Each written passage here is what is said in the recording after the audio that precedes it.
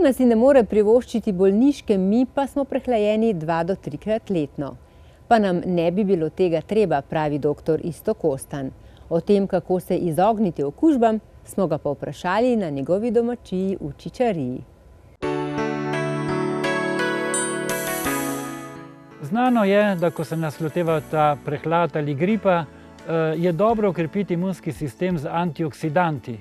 Takrat je dobro piti vitamin C, sveže sokove, jesti sadje in zelenjave, vendar izkušnje kažejo, da praviloma to sicer pomaga proti prehladu, pa vendar traja prehlad ali gripa še vedno tistih 8 dni, kot je običajno.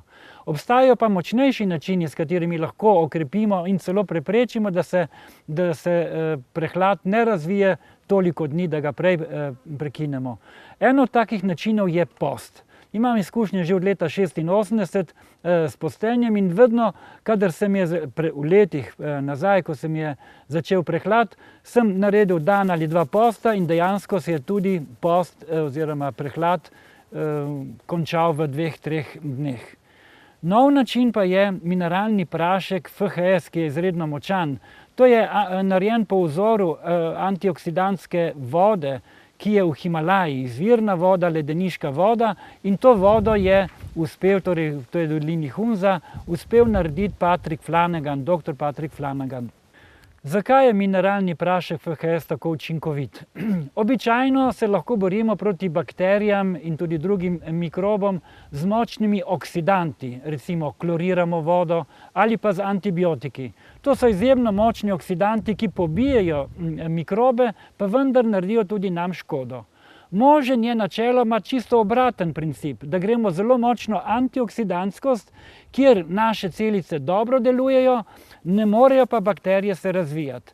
No, in tu je zdaj ta izkušnja ravno z antioksidantom FHS. Namreč meritve na Univerzi v Ljubljani so pokazale, da je en kozarec mineralnega praška z mineralnim praškom tega FHS-a enakovreden vsaj 10.000 kozarcem po antioksidantski moči drugim sokovom. Skratka, nastane nek kakovosten preskok v antioksidantskost in v takem okolju bakterije ne morejo živeti. Po drugi strani, raziskave, ki jih naredil dr. Stephenson, pa kažejo, da celice imunskega sistema oziroma celice nasploh naredijo s FHS-om kar 5-krat več energije. Skratka, imamo odlično situacijo, ki nima nobenih negativnih učinkov. Bakterije se ne morejo razvijati, nimajo moči, naš imunski sistem je pa izredno močan. In to lahko učinkuje ne samo pri navadnem prehladu ali pa pri gripah ali glivičnih vnetjih, pač pa pri težkih boleznih. Naprimer pri pljučnicah. Naša znanka je bila na mojem predavanju pred več kot 10 leti in imela velike težave s pljučnicami, ki so se vsako leto pojavljale 4 do 5-krat. No, potem stalno je nosila antibiotike s sabo, kajti vsaka sprememba okolja je povzročila neko prehlad, ki je prišel v pljučnico. Potem pa je prešla na FHS, je imela velike doze, kot jih priporoča dr. Myers, in dejansko je bila res bolna 1 teden, ampak samo kot prehlad, pljučnica se ni razvila in v zadnjih 10 letih se je samo še enkrat pojavila pljučnica, vedno se je to rešilo samo s FHS-om. Moja osebna izkušnja in tudi druge pa kažejo, da je možno celo pri kroničnih vnetjih, to so zelo trdovratna težave, sam sem bil kronični jetrni bolnik, pri 31 letih so me hoteli dati invalidsko v pokoj zaradi kroničnega vnetja jetre in trebušne slinavke in z naravnimi sredstvi to ni šlo, tudi s postenjem ne. Ko pa sem prišel do FHS-a, to je bilo leta 1998, sva ženo imela normalne količine, če bi danes vedel, bi vzel večje količine, kot priporoča dr. Myers, po 6 kapsul na dan, takrat smo vzeli 2 do 3.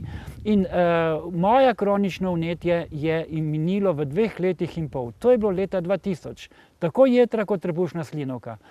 Tudi soproga je imela težave s preveč delujočo ščitnico, vnetje ščitnice in je ravno tako v tistih letih si odpravila to vnetje in sva bila od leta 2000 oba zdrava. Te izkušnje in znanstvene študije v zvezi z živo vodo oziroma s tole antioksidantsko vodo sem napisal v knjigi Žive vode in v brošuri Hunza voda.